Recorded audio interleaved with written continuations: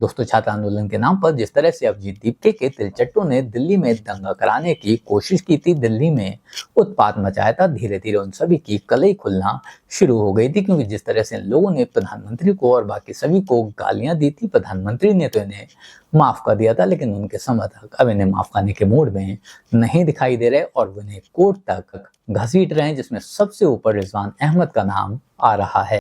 साहब, बड़ा मजा आया। पहले से अंदाजा था कि आज कोर्ट नंबर 1 में 20 जुलाई को लेकर जो विभिन्न याचिकाएं पड़ी हैं, जिसमें हमारी भी एक है, उस पर बड़ी तगड़ी बहस होनी थी। वहां पर आपके भाई ने भैया बैटिंग शुरू करी और मैंने हिम्मत करके माननीय chief justice of India Suryakant साहब से मैंने बोला कि साहब, आप 142 में अगर मुकदमा वापस ले लेंगे तो आप ले सकते हैं, लेकिन क्या नजीर बनेगी? मैंने कहा नजीर यह है कि अगर आप उन्हें माफ करने की कोई बात करता है तो उन्होंने क्या 20 जुलाई के लिए कोई माफी मांगी है, कोई एफिडेविट दिया है कि वो लैप्स ऑफ जजमेंट हो गया, गलती हो गई? कुछ नहीं दिया है। मैंने कहा नथिंग। और अगर आप, ये मैंने बड़ी हिम्मत करके बात बोली, शॉर्ट में आप लोगों को बता रहा हूं, मैंने कहा साहब, अगर आप इन लोगों को इस तरह से एक मुश्त माफ कर देंगे या सरकार कर देगी तो ये आने वाले वक्त में ऑनरेबल सुप्रीम कोर्ट की कमजोरी मानी जाएगी। मैंने कहा कमजोरी, बड़प्पन नहीं माना जाएगा।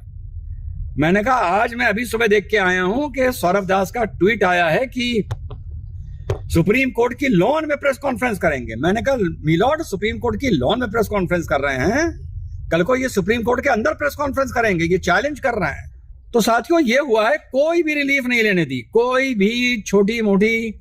ये आर्गुमेंट हुआ कि जो पुलिस ने अगर कुछ महिला के साथ गलत किया उसको अलग सुना जाए। बिल्कुल सुना जाए, बिल्कुल नहीं कर सकती पुलिस किसी महिला के साथ गलत, तो फिर उसको भी सुनिए जो पुलिस वाले का सर फाड़ा गया। वो कोई ऑर्फन तो है नहीं, यतीम तो है नहीं। दोस्तों, ये बात हम सभी लोग अच्छी तरह से जानते ही हैं कि जिस तरह से इन्होंने दिल्ली में उत्पात मचाया था, प्रधानमंत्री को और बाकी सभी को गालियां दी थी, ये सभी लोग उसी टाइम पर पब्लिक के हद थे चढ़ गए थे और पब्लिक ने इन्हें कूटना शुरू कर दिया था, जिसके बाद खुद प्रधानमंत्री जी ने आगे आकर इन लोगों को माफ करने का आह्वान किया था और ये मामला तब शांत हो गया था। पर अभी एक बार फिर से ये तिलचट्टे मुसीबत में आ गए हैं, क्योंकि रिजवान अहमद इन्हें माफ करने के मूड में नहीं है और इन्हें सुप्रीम कोर्ट तक घसीट चुके हैं, जिसको लेकर अब ये तिलचट्टे खुलेआम रोना धोना करने लगे हैं, विक्टिम कार्ड खेलने लगे हैं, जिसको लेकर रिजवान अहमद ने पहले तो इन्हें कोर्ट में पिटाई लगाई और बाद में अपने यूट्यूब चैनल पर भी जमकर रगड़ दिया। बाकी इन दोनों के बीच में आखिर किस तरह का लफड़ा चल रहा है, आप खुद देखिए। दोस्तों, ये सरकार फिर से युवाओं के साथ बहुत बड़ा विश्वासघात करने जा रही है। आज सुप्रीम कोर्ट में जो बंच ऑफ पिटिशंस है, जिसमें पुलिस ब्रुटैलिटी, मतलब जुलाई 20 को जो युवाओं के साथ बर्बरता हुई थी जंतर मंतर में, उसके बारे में पिटिशंस का हियरिंग था। ना ना ना ना सौरभ बाबू, तुम झूठ बोल रहे हो। सौरभ, उनका तो था ही, साथ में जो एक सिपाही के, पुलिस पर्सनल के घर वालों ने डाली है, उसका भी था। जहां पर तुम्हारे गुंडों की बर्बरता की बात थी, वहां पर मनीष सोलंकी जी का एक्स एयरफोर्स ऑफिसर का भी था।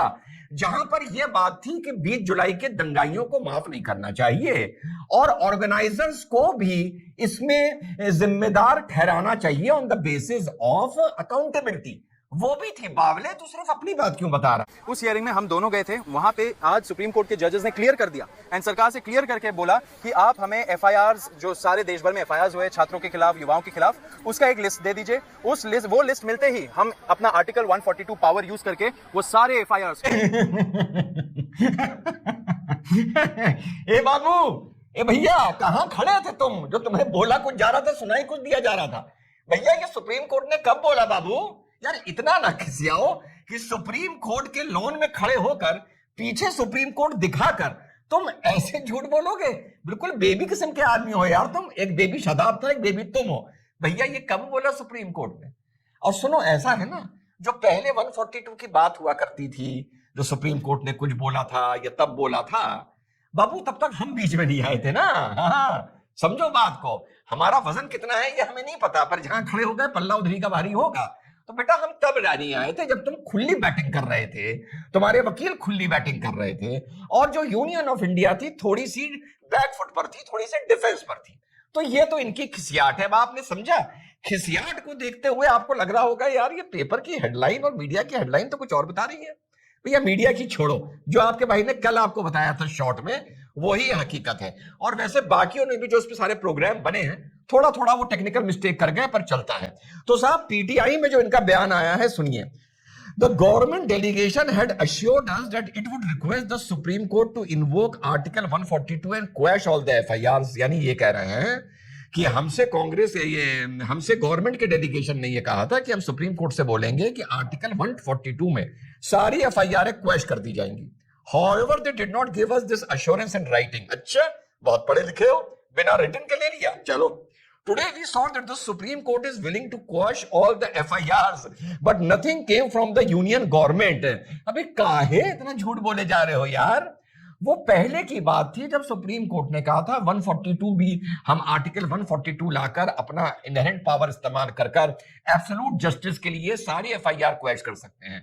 ये तब की बात है कि जस्टिस बागची ने भी ये कहा था कि कोई मैकेनिज्म ऐसा बनाया जा सकता है जहां सारी एफआईआर एक मुश्त वापस ले ली जाए। बाबू, तब तक हम नहीं आए थे बीच में, हम ऑब्जर्व कर रहे थे कि क्या हो रहा है और कुछ गलत होता हुआ लगेगा तब हम बीच में कूदेंगे। उसके बाद हमने जो वहां पर 3 अब आर्गुमेंट हो गए, एक हमने अपनी साथ में बेंच के साथ अपनी पिटीशन एड ऑन कराने के लिए किया नोटिस का, उसके बाद एड ऑन कराने का किया, फिर एड ऑन हुआ, उसके बाद कल हुआ।